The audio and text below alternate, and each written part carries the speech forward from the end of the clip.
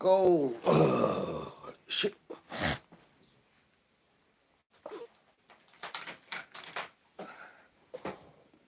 Hello, guys. Holy shit. It's time.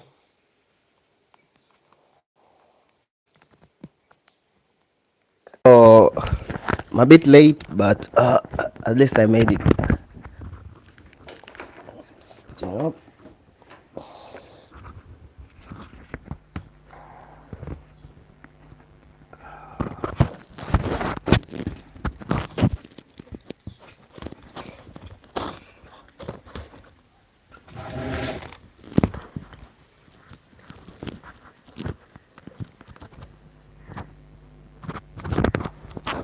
Hello.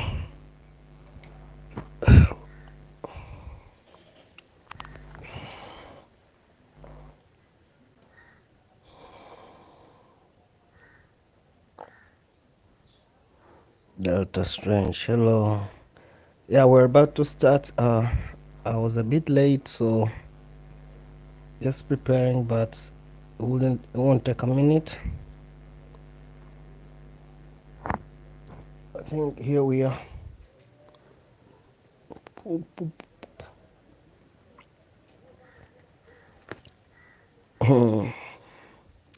Thank you for. Yeah, I'm on time, but I'm on time, but I wasn't fully set up. Yeah, I think now I'm set up. So hello, two people are in. I think we can start our live stream. Hopefully others will be joining soon. Yeah. So good morning. It's afternoon. Good afternoon. So today we're going to be talking about Gaza and Trump meeting Putin. For economics, we're going to be talking about energy and tariffs. For technology, we're going to be talking about CHGPT and Presto. For environment, we're going to be talking about plastic pollution treaty and fires in southern Europe. And for sports, we're going to be talking about European soccer season, championships, Taylor Swift, and Ronaldo's engagement. So there's a lot to go through, and I hope you enjoy today's live stream. So let's start with the first news, which is about Gaza. Wow, 20 people have joined. Ha, I'm honored. So let's start with the first news, which is about Gaza. And so on August 13th, Gaza is facing a severe humanitarian crisis, and Israel has also killed, through a targeted strike, journalists and a famous footballer, Palestinian footballer called Palestinian Pele. And that's just sad, and it happened this week, and that has caused the international condemnation to surge, with 25 plus countries urging Israel to allow humanitarian access. We've even seen there was a soccer match which is pretty big, since even I in Tanzania watched it, and before it started there was a banner put that said "Stop killing children," which reflected the worldwide view that what Israel is doing is wrong. And it's just wrong because right now they have a license to kill, and that can never be right. You can never actually have a license to kill. It's just wrong. And it's good that the tide is turning, and different countries all over the world, which are usually supportive of Israel, are starting to go against them, and uh, being against their what they're doing. And I I really believe right now that it won't end well, since I don't think they can really recover their reputation anymore. Everyone has seen what they're doing. Everyone has seen that what Hamas and what Palestinians are doing is not that big that Israel must do this stuff they're doing, such as causing a famine, doing strikes every day. It's just wrong. And even the stuff Hamas is doing, even if it was me, if my parents or my relatives were killed, and then there is nothing for me to do, I will fight back. So they're making this perpetual cycle whereby the Palestinians see what the Israelis are doing and they're retaliating. They don't even have the capabilities, but they're retaliating. They must retaliate because what can you do? They must retaliate. So I think this won't end well for Israel.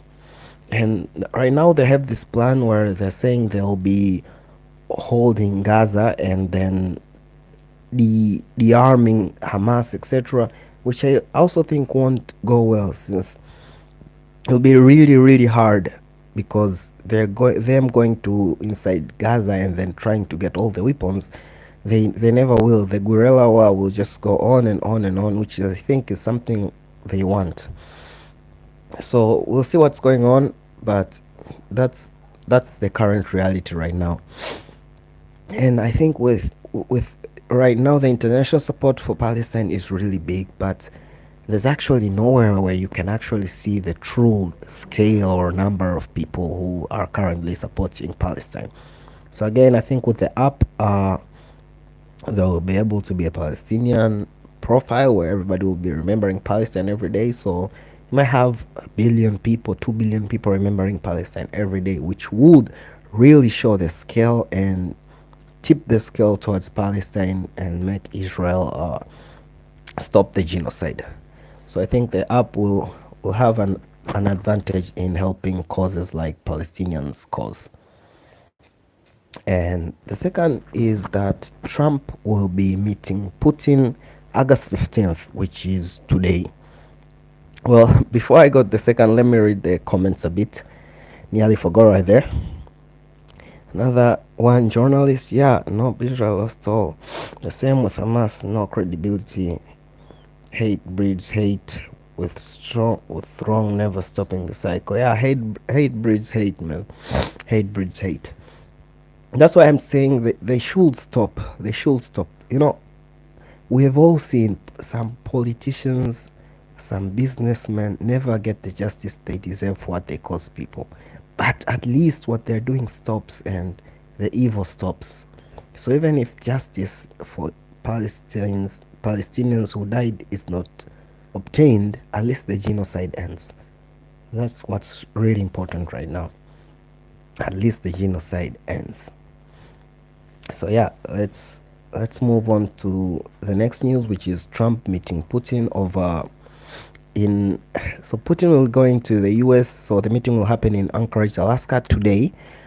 I was out and I haven't checked the news yet, but I think they haven't met yet. So, and the biggest topic there will be about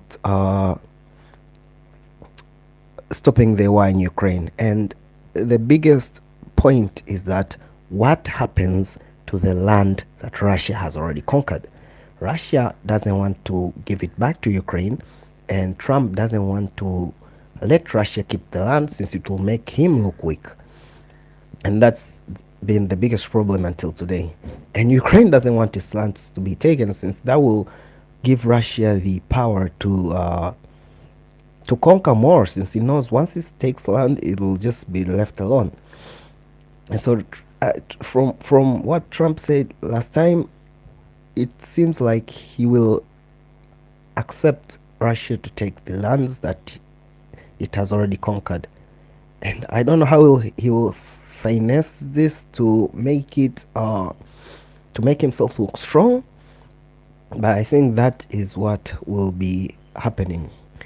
And that will be really sad, since it will give more power to Putin. It will give more power to conquering other lands, because you know that once people want the war to end, you'll just have the land for yourselves. And so yeah, it's really something we all should be looking at, what the meeting will be, how it will happen. But yeah, so what's your thoughts? Do you think it's hard, but diplomatically, what do you think is the best solution? Should the US force Russia to return the lands? And if not, should it go to war with Russia?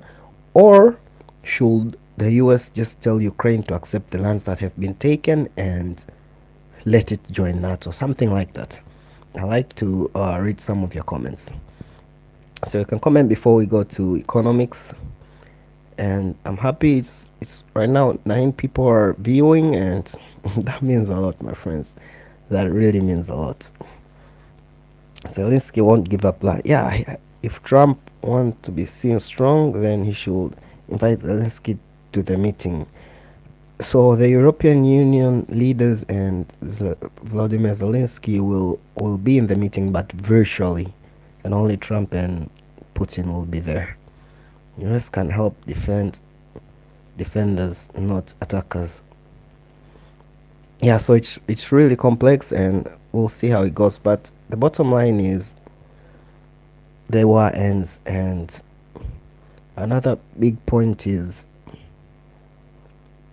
a country like Russia, it always has money for wars. Country like US, it always has money for wars. Country like Israel, it always has money for wars. But when it comes to helping its own citizens have better lives, then it doesn't have money. That's something that's always in my mind whenever I hear a country going to war. It's just sad that you have money to kill other people, but you don't have money to help other people. It's just sad.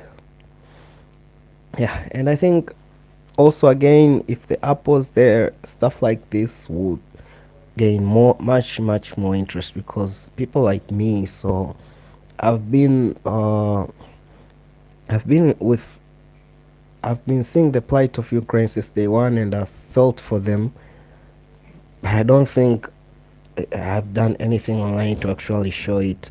But with the even if I've posted a few times, but with something like the app, just by remembering it, I would be showing Russia, Putin, etc., that there are many people who actually show support to Ukraine. So again, the numbers will be shown and will be seen by everyone that 900 million people are for Ukraine. And once we remember every day, then there can come stuff like let's boycott this company, let's do this, or let's donate and help Ukraine. Everybody out of the 900 million people, because we remember every day, will be keeping up to date. But right now, if I'm not looking at the news, which is Western, etc., I mean, which is what should we say, corporate owned, etc., then it's hard for me to actually know what's going on. But with something like the app, the page, which will be run by an online democracy, it will be easier for me to get the news. So yeah. And before we move on to economics, let me read again a bit of the comments. From my understanding, Russia started the attacks. The aggressor should go back and leave Ukraine's territory. Yeah, that's the logical one. That's the rational one. That's the mathematical answer. But Russia is powerful, and it can continue the forever war. So yeah, that's the problem. Power. It has the power, but it's in the wrong. It's 100% in the wrong, since it's taking land and it doesn't want to give it back, which is so wrong. And it's not like if the land goes to Russia, they'll help the people much more. They might even be in a worse situation, since the place will always be militarized, the place will always be in chaos, etc.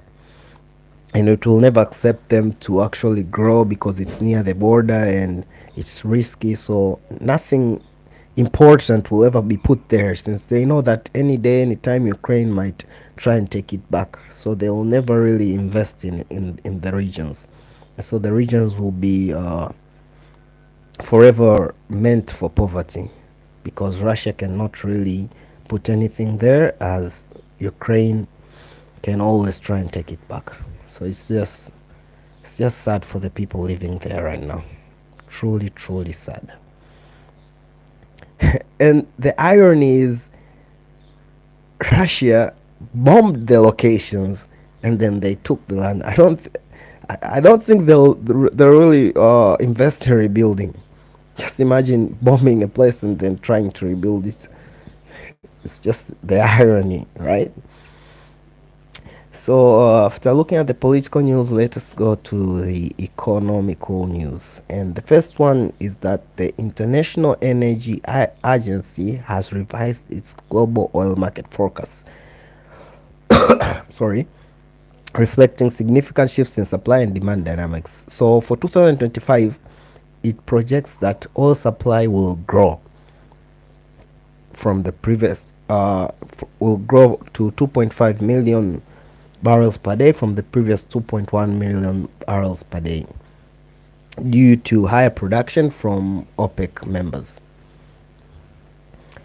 And the demand for oil has reduced, citing subdued consumption in major economies and ongoing low consumer confidence. So, when it comes to oil, it really hurts me since it causes huge inflation.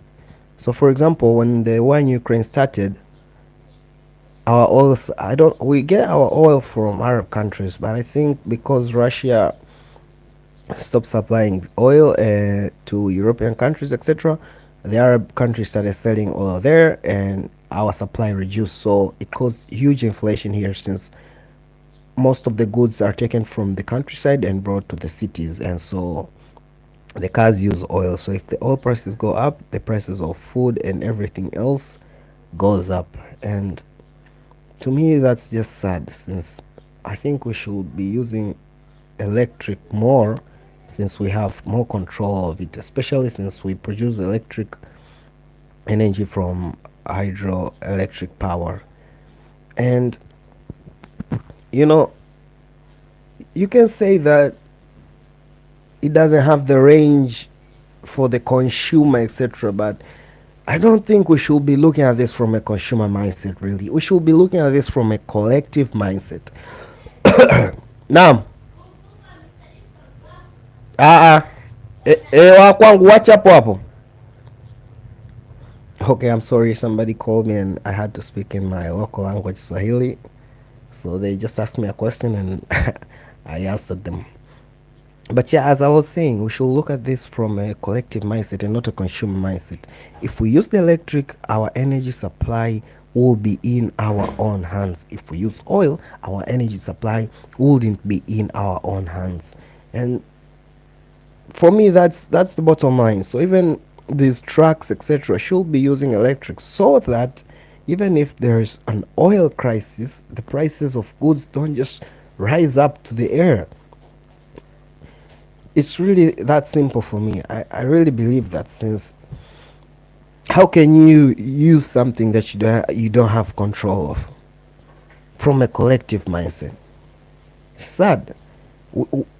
But as usual, corporations have all the power, so that's what goes on. But even we, Simps of Human Progress, should actually look at focusing on the collective mindset rather than consumer mindset. Even when I look at videos, new tech, I never look at it from a consumer mindset. It's just individualistic and it's what's driving capitalism. But we should look at it from the collective mindset. So that was the first news, that oil production will rise, and so next year, for the coming months, the oil prices might go down. And after that, let us look. Let me read the comments a bit. Back in the 70s, they said we will be out of oil by now. Yeah, there's a lot of oil, but the people controlling the oil are few, and so they have all the power, and that's the sad part. If we had collective control of the oil, it would be no problem. But it's not. Kind of sad. Electric cars are possible, but we don't have good electric trucks. Yeah, so we don't have good electric trucks, but in terms of batteries, I've always seen this as, again, looking at it from a consumer mindset, because if you look at it from a collective mindset, we can have electric stations whereby instead of charging a battery, you can just swap batteries. So a truck reaches the location, swaps batteries, and goes on. It doesn't need to charge it. But these companies want the power with the batteries, so they don't want to explore this swapping technology. It's actually happening in China with bikes, etc. But it can actually be pushed to go with swapping of in trucks. And even if it's charging and taking a long time, isn't it much better than not having control over the energy of the energy you're using? It's much better. It's actually much better, especially for countries with no oil or zero oil. In They have zero control over it, zero control, since they have no oil, and so they might be sanctioned just like that. And I'm talking from experience, because in third world countries especially, if a president comes who is progressive, who wants to make big changes, the powerful countries and corporations try and stall him, and one way is that through oil. Because if the country doesn't get oil, the people will see that the president is bad. And so all those are just means of control by other nations. And that's why I think that's important. It's important to ensure that your energy supply is in your own control, in your own means, especially for countries with no oil. That will need to do like 100 stations for travel, when currently we can bring electric trucks to about if I remember, up to 90 or 100 kilometers. That's a lot. Yeah. So that's food for thought. That's truly food for thought. So let's go on to the next economic news. It's about the tariff extension. So on August 11th, US President Donald Trump extended the tariff truce with China for another 90 days, delaying the imposition of higher tariffs until November 10. And this decision prevents US tariffs on Chinese goods from escalating to 145%, while Chinese tariffs on US goods were set to rise to 125%. And something to note is the extension provides crucial time for US retailers to prepare inventories for the holiday season, and offers both nations an opportunity to address trade imbalances and national security concerns. China's Commerce Ministry issued a parallel pause on additional tariffs and trade restrictions, signaling a mutual effort to ease tension.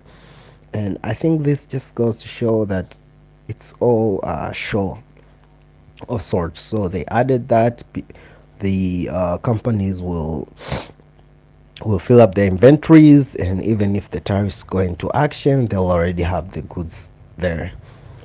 So I think it's all about Trump and the corporations, and it's not about Trump and the consumers.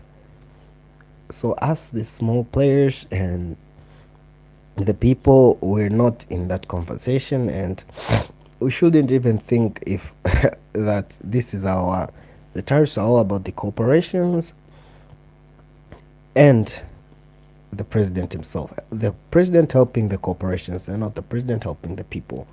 And as you know, tariffs increase prices, etc., etc. And something like China, it has a lot of goods and that it trades with the US, and so it's really something that, like, they cannot not trade. It's literally impossible. So what's happening is just them trying to find better deals for corporations and nothing besides. And a fun fact, so I once read that before Kennedy, I think it was Kennedy, put sanctions on Cuba, he ordered for lots of packets of Cuban cigars, and then he put the sanctions. So that's a fun fact for you to know. Yeah. Not in speed. So let me read the comments a bit. So Delta Strain says, when currently we can Yeah, so the comments are the same. So let's go to technology right now. So we have finished economics and now we're in technology. And the first news is that ChatGPT dips in usage in the summer. And can you guess the reason why? So ChatGPT usage experiences a notable decline during school breaks, particularly in summer. That indicates a 25 to 30% drop. Naam? Hapana. Hapana. Tena mazoezi leo. Mm. I'm sorry about that. Someone called me again. I had to speak in my local language. So yeah, ChatGPT drops 25 to 30% because students are in holidays. Eh? Hayupo. Hayupo. Sijajua bado sijawasiliana naye. So they are going from academic tasks to leisure activities. So that really shows that a lot of students right now are using ChatGPT to learn. And honestly, I think it's good since it's helping them understand the concepts etc better. I think even if I was in school, I would be using ChatGPT since asking a teacher in front of other students is kind of weird, and with ChatGPT you can ask it until you understand. So I think it's really good, and I just hope that the school system doesn't kill it. I don't know how they will, but they always do, like how they did with digital books, whereby we saw that digital books might revolutionize school and every child will have enough resources. But instead, what ended up happening was notebooks were still important, and they were important since they were what the teachers used, and they didn't want to turn them into digital and actually give all the students all the world for free. So yeah. And another thing is, people say children use ChatGPT to copy, etc. But the truth is, our current education system doesn't have a goal. The only goal of the education system right now is to produce workers, and the employment is not even there. So most students struggle to find the motivation to study since they know that even if they study, they won't be able to find a good job or even a bad job, and that's really hard. So I think even with ChatGPT, even with digital books, even with 100 teachers, some students will always fail, and not because they don't have the brains, but because they don't find the meaning of why they should study. Yeah, and some are in poverty, etc. So I think looking at it logically, it's really, really good. But looking at it overall, we still have a long way to go in terms of our education system. And as I suggest, my biggest suggestion is that with education, I think where we're heading with is automation, and jobs will always be decreasing. So I think instead of giving people a universal basic income, we should just pay them to learn and pass tests, which will ensure that everyone has enough money to obtain the basic needs and live a simple good life, and the collective knowledge of society is always increasing. So that's a topic for another day, but that's my 2 cents on what is the future of education. And after the news, let me read a bit. So yeah, that is strange that electronic books just disappeared from schools. Yeah, they actually, I think it was lobbying, some kind of lobbying. Don't be sorry for using your native language. Thank you. Oh, that will be truly golden age with basic income. Yeah, truly golden age. So you learn what you want, and then you learn what you want, and then you get paid for it. That's fantastic. So actually, by learning, you're helping the society since you're becoming knowledgeable and a better person. So even if one day the automations fail, you can still be useful to the society. Instead of just giving people basic income and one day the automations fail or something happens and everyone doesn't even know where to start or what to do. So yeah, that's why I think knowledge is also very, very important. Even if people are given money to survive, they should be given knowledge also to survive in case anything happens, and also to understand how the world they're living in actually works. Yeah, so they'll be taught how the automations work, etc., etc. So even if something happens, they can repair them. They know they know what to do. Yeah, something like that. So that was the first news, that ChatGPT is massively used in schools, and I think that's a good thing. So let's go to the second news, which is there is this AI company called Presto IQ, which is working on quick service restaurant industry. It wants to automate drive-through operations, and it acquired a new CEO who was working in Wendy's AI division, and it was big news since it shows their seriousness in actually automating uh, quick service restaurant, the quick service restaurant industry. Hello, I'm so sorry. Hello, I'm so sorry. It just went off. My Wi-Fi cut, but I'm back right now. So I'm sorry for the AWOL. I'm glad it was a catastrophe. So we were talking about automation. Yeah, some are happy, some are sad, but I think the truth of the matter is, oh, I'm back. Yeah, at least. So the truth of the matter is, automation is coming. Automation is coming. Automation will be here to stay. So whether we are the people who are looking at dystopia, or the capitalists who are looking at profits, are looking at how to adopt automation for their benefits. We who are looking out for the collective, we should also be looking at how we can adopt automation for the collective's benefits. We shouldn't be putting automation and capitalism in one group. It's not. It's actually not. Most of the biggest advancements were made because of collective effort, and so automation is part of collective effort. And I think we should be looking at it from that perspective. That's why most of my innovations focus on automation, because I think it's really important. So I think this news is good in the sense that they're building automation, and it's bad in the sense that they're building it to use it for corporations. And I really think they are driving themselves to death, since what will happen when they actually replace all workers with robots? What will happen? I really don't know. But that's where they're heading to. Yeah, you can write in the comments.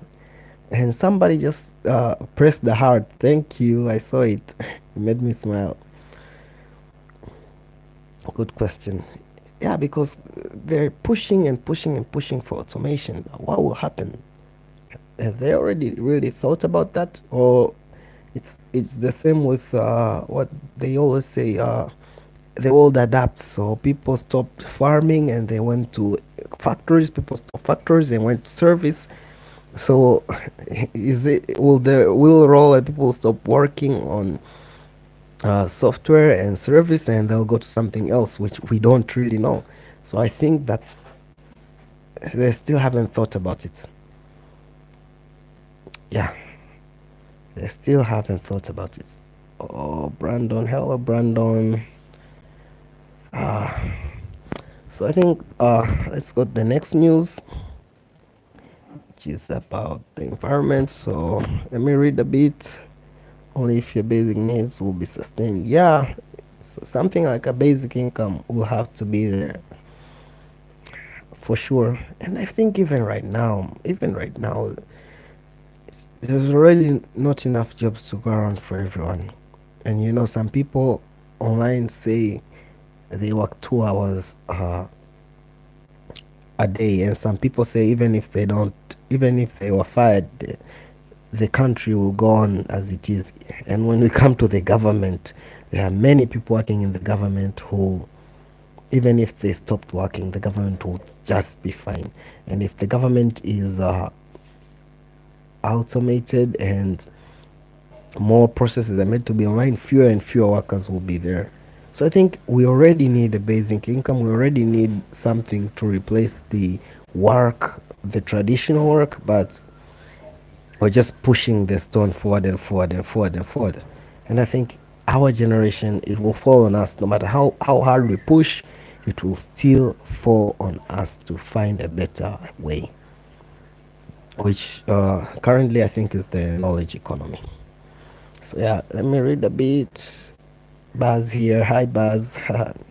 Thank you for joining. So we are in the environment news right now, and let us go with the first news, which is about the plastic pollution treaty. So there was a treaty going. There was a meeting going on, and negotiations for a global treaty to end plastic pollution reached a critical juncture in Geneva, with a new draft failing to include limits on plastic production or regulations on toxic chemicals. Now, this was funny when I was researching it. So listen closely. So this has sparked widespread criticism from nearly 100 countries, including Colombia, Canada, and EU members, who argue that the treaty lacks ambition and does not adequately address the root causes of plastic pollution. In contrast, oil and the US advocate for focusing on waste management and recycling instead of imposing production caps. And the deadline has passed, so they've said that in the coming months they'll discuss again. This UN stuff, most of it is just a farce. It's a complete farce. Because how can you go on a, how can you prepare a meeting for ending plastic pollution and not accepting putting production caps? It's a complete farce. And the oil producing companies don't want a production cap because they know that it will hurt their bottom line. So all they end up doing is wanting as I say, waste management and recycling. Really? So it's just a farce, man. It's just a farce. It's a complete farce. And they have the power. They fund these meetings. They fund the UN. So it's like a controlled enemy. So they make the meeting and they talk about it just to ensure that the treaties that are passed don't affect them at all. Because what we should do to end plastic pollution is reduce the plastic we're producing right now. Once we reduce it, then we can focus on recycling the one that is already on the circling around. Then we can focus on waste management. But no production caps and just more and more and more and more. It's a farce, man. It's jokes. It's just people going to meetings and enjoying a few drinks and food and yapping around. That's it. Whether it's called the UN, whether it's in Geneva, Switzerland, it's a farce. It's a complete farce. So let me read a bit. Oh, that's super sad. What can replace microplastics? Tough. It's tough. The microplastics are already in the system. I don't think we can really take them out of the system. Honestly, I prefer microplastic and not micro lead poisoning. Yeah, for sure. That's why I said production caps, not full on no using plastics. Wait, hold on. Is stainless steel a better option? For some stuff, it is a better option, but for others, it's not. But I think production caps should be put there, and stuff like water bottles, etc., etc. It's not a must. It's really not a must to use plastics. And I don't think all of you know about mom apartments, but yeah, even how we live, how we actually live, can really change how much plastic we use. So I think the living style of the future should ensure that we use as little plastic as possible in our normal lives. Yeah. And I think with the app, again, stuff like this would have been much known, would have been really much known since if you shared it to groups that focus, for example, most people care about the environment. So if everybody remembers an environmental group every day and stuff like this is shared, they would actually know about it. So yeah, it will also help in stuff like this. Better filters. Yeah, I think it's all about changing our lifestyles, which will take some time. So for now, I think production caps are truly important, and the waste management and recycling thing is just bullshit. And also planned obsolescence, like reducing the amount of goods we produce, degrowth. Yeah, degrowth will also help. So let me read the comments for last time before we move on to the next environmental news. So there's so much research on metal and plastic leaching into a system from such made materials. The water filters are great but are expensive because there is some that are paid by big oil tycoons. Yeah, it all goes back to the big corporations not wanting their bottom lines to be touched. There is where everything starts and everything ends. So let's go to the next environmental news, which is about climate change. So Southern Europe is grappling with severe wildfires amid an intense heat wave and strong winds. I think Baz, you're from Southern Europe, so you can attest to this. As of mid-August 2025, over 440,000 hectares have burned across the Eurozone, which is double the average annual amount since 2006. So Greece is experiencing particularly devastating fires near Patras and on islands like Cephalonia and Chios, leading to widespread evacuations and significant property damage. Spain has also reported 6 fatalities, including a volunteer firefighter, may so rest in peace, and is investigating suspected arson. So in Albania, it's currently facing 24 active fires with explosions from World War II era ordnance causing additional casualties. International aid is pouring in, with the UAE sending a specialized firefighting team to Albania. Experts warn that proactive forest management investments could prevent billions in future damages. I think this is truly sad to hear, and it's good that we are cultivating a human identity whereby we don't feel bad helping each other, since these climate disasters will increase day by day, week by week, month by month, year by year, and it will cause climate refugees. And with our human identity, it will be easier to actually help people rebuild. It will be easier to actually accept people from other countries because of climate change, etc. So I think what we're doing right now, like I'm in Tanzania, live streaming, and people from all over the world are watching it. That's building a human identity, and so it's really good that we're doing this, and it will really help the future generation in terms of stuff like this where we have climate disasters happening. So yeah, so let me read the comments again a bit. So because there is some that are paid by the goal, oh, that is really bad. Spain, yeah, Spain. So it's really sad that climate change is causing this. I also read England is also facing droughts.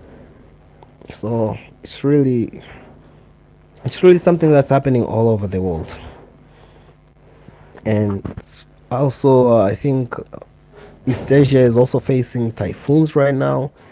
And so yeah, it's good that we're building the human identity, and it will really help in the future, because even in history, most migrations were caused by climate change.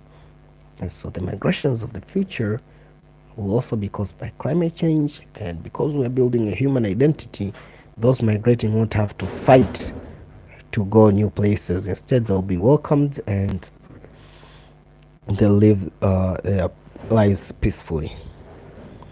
Thank you for the heart. I saw it. Okay, so I need to go to see you all on the next live stream. Okay, that was a stranger. Take care. So for the first sports news, so European competitions, the European football season will commence today with the Premier League, La Liga, Liga, etc. kicking off. And we saw PSG against Tottenham, which was the first match of the European League season. So football or soccer is followed by billions of people all over the world, and it's something for people to escape their daily troubles, like how some of us escape through movies, some of us escape through gaming, some of us escape through reading books, etc. And although it's controlled by the elite and the powerful, and it's usually used to control the masses and take their attention away from things that they should be focusing on, I still think we shouldn't be talking bad about people because of them trying to find means to escape or means to numb the pain for a few hours. So that's why I support stuff like this. I'm also a big football watcher, and I just use it as a means of escape. And I think that's important for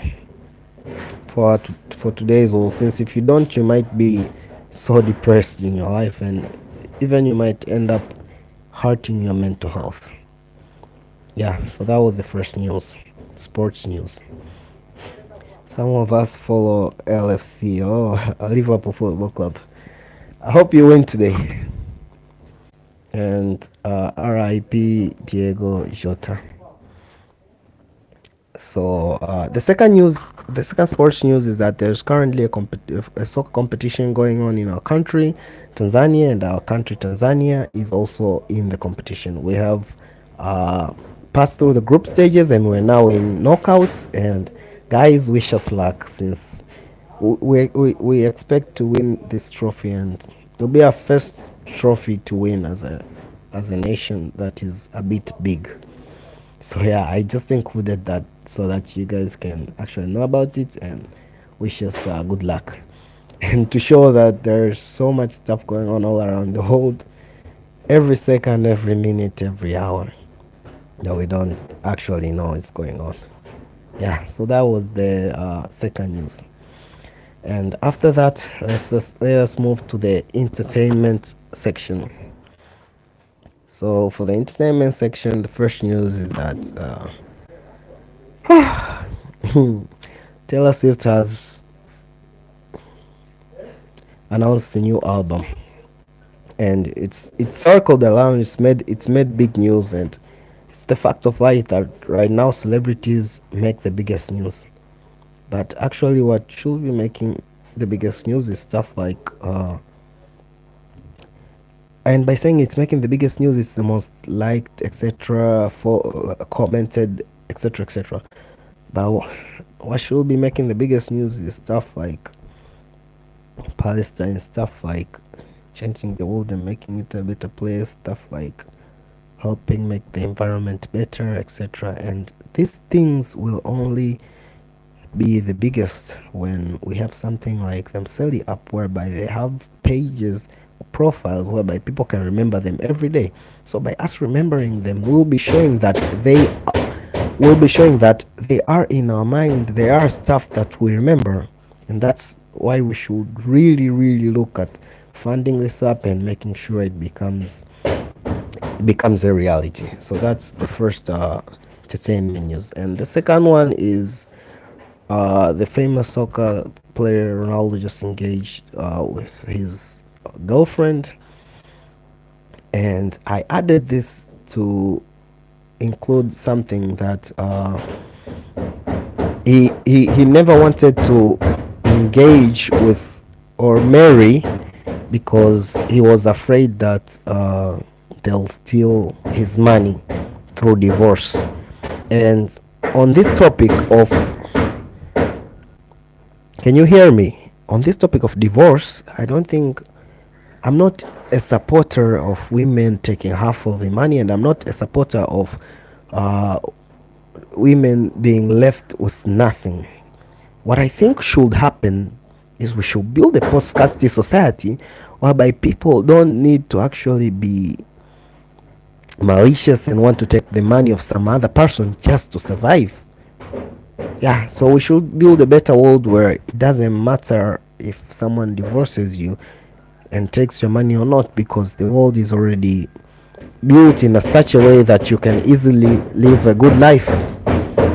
So that's my point, and that's why I added that point. And that's the end of our live stream. It's 52 minutes. I hope you guys enjoyed it. I hope you guys learned something new. I'm so happy that many of you were able to be here today, and thank you so much. Thank you so much for being here. Yeah, so let me read the comments. Greed is a big problem. Can you hear me? It's no problem, Barito. Next week it's always there. I hope you enjoyed the part that you were there. So just wrapping it up. Thank you guys, and I'll see you next week. You guys take care. Thank you. You're welcome. I'm honored. Take care. Okay, where can I